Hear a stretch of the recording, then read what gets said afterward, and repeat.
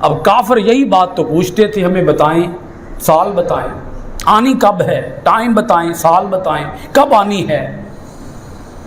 اب دیکھیں اللہ تعالیٰ نے اس کا جواب کیا دیا ہے۔ اللہ اکبر، بڑی اس کے اندر آپ سمجھیں گے ایمان افروز، اتنی چاشنی ہے، اتنی لذت ہے اس نقطے کے اندر۔ اللہ پاک نے آیت نمبر 66 میں ارشاد فرمایا، بل ادارک علمہم فی الآخرہ بل ہم فی شک منہا بل ہم منہا عمون، بل ہم منہا عمون۔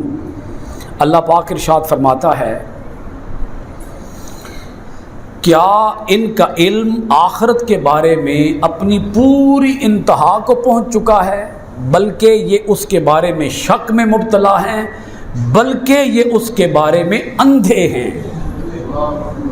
ترجمہ آپ نے سن لیا، اب اس کی گہرائی میں جانے کی تھوڑی کوشش کرتے ہیں، کیونکہ ترجمے سے ساری بات کی سمجھ نہیں آتی۔ ہمارے ہاں کچھ لوگ ایسے ہیں وہ کہتے ہیں میں جی سارا قرآن ترجمے نال پڑھے ہوئے ہیں، اور سمجھ لیں بھائی ترجمے سے بھی پوری بات کی سمجھ نہیں آتی، ترجمے کے بعد پھر تشریح اور تفسیر میں جانا پڑتا ہے۔ یہ لفظ آیا ادارکا، یہ اگر آپ اس کو شارٹ کریں تو یہ لفظ بنے گا درک، دال رے تے اگے کاف، کاف کتاب والا جی تے کاف کن والا کن، درک درک۔ اچھا ایک ہوتا ہے درک، ایک ہوتا ہے علم، اس سے نیچے ایک ہے شک، شک سے نیچے پھر ہے اندھا پن۔ جو اندھا ہے اسے کچھ بھی پتہ نہیں ہے نا، اندھا جو ہوا، اس سے اندھے سے اوپر ایک منزل آتی ہے شک۔ شک میں یہ ہے کہ پتہ نہیں ہو پتہ نہیں نہ ہو، یہ شک ہے جی۔ اور کسی بات کا ہونا، اس کے ہونے کا پتہ ہونا، یہ ہے علم۔ اس کے ہونے کا پتہ ہونا یہ کیا ہے؟ علم۔ اور پھر اس علم سے بھی اوپر ایک منزل ہے، جب علم پورے جوبن پہ چلا جائے، علم اپنی پوری بلندی کو، انتہا کو چھو لے، اسے کہتے ہیں درک۔ بھائی سمجھ آ گئی ہے کہ نہیں آئی؟ اندھا پن، اوپر شک، اوپر علم، اور اس کے اوپر درک۔ علم کے بعد پھر آتا ہے درک۔ جب کوئی پوری طرح چوٹی کا کاریگر نہیں بن جاتا، پوری طرح چوٹی کا جی، اسے کہتے ہیں کہ یہ صرف کاریگر نہیں ہے، اس کے پاس درک ہے، درک۔ اس کے پاس صرف علم نہیں ہے، علم بھی ہے اور پھر اس علم کا درک بھی ہے۔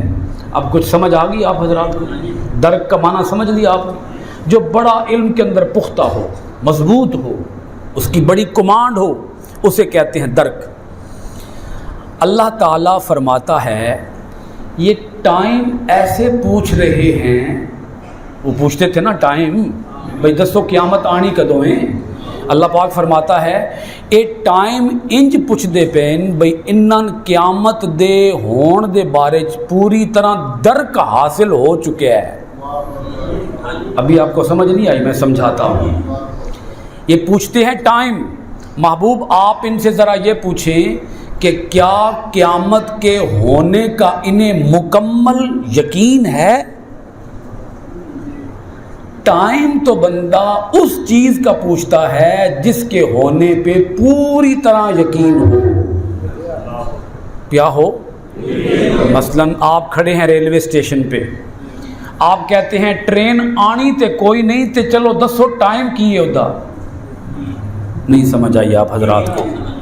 ٹرین بندہ کھڑا اسٹیشن تے ہے تے کہندا آنی تے وہ ہے کونی تے چلو انج ٹائم دس دیو، تے بندہ کی ان کہے گا پھر بھئی تو اپنے عقل دا کوئی علاج تے کرا، آپ ہی تے کہہ رہے ہیں آنی کوئی نہیں تے پوچھدا ٹائم پہ ہیں۔ پہلے اے تے من بھئی او آنی ہے تے پھر پوچھی ٹائم کی ہے۔ ابھی بھی نہیں سمجھ آئی؟ کوشش کر رہا ہوں کہ آپ کو آیت کی سمجھ آ جائے۔ بھئی جس کو ٹرین کے آنے کا یقین ہو وہ پوچھے گا ٹائم، تے جن پتہ ہے آنی کوئی نہیں وہ ٹائم نہیں پوچھے گا، گھر ٹر جائے گا بھئی آنی کوئی نہیں تے ٹائم پوچھنا کی بنتا ہے۔ اب دیکھیں اللہ فرماتا ہے میرے محبوب سے پوچھتے ہو ٹائم، کافروں پہلے یہ بتاؤ مانتے ہو اس کو؟ پہلے مانو تو صحیح، پھر ٹائم بھی پوچھ لینا۔ پوچھ ٹائم تو ایسے پوچھ رہے ہو کہ جیسے تمہیں پوری طرح صرف یقین نہیں ہے، تمہیں درک ہے کہ اس نے آنا ہے۔ اگر تم یقین ہے کہ اس نے آنا ہے تو پھر ٹائم پوچھنا تمہارا بنتا ہے. یہ بات تمہاری سمجھ میں آنے والی ہے. عقل کے مطابق بات کر رہے ہو کہ ٹائم پوچھ رہے ہو.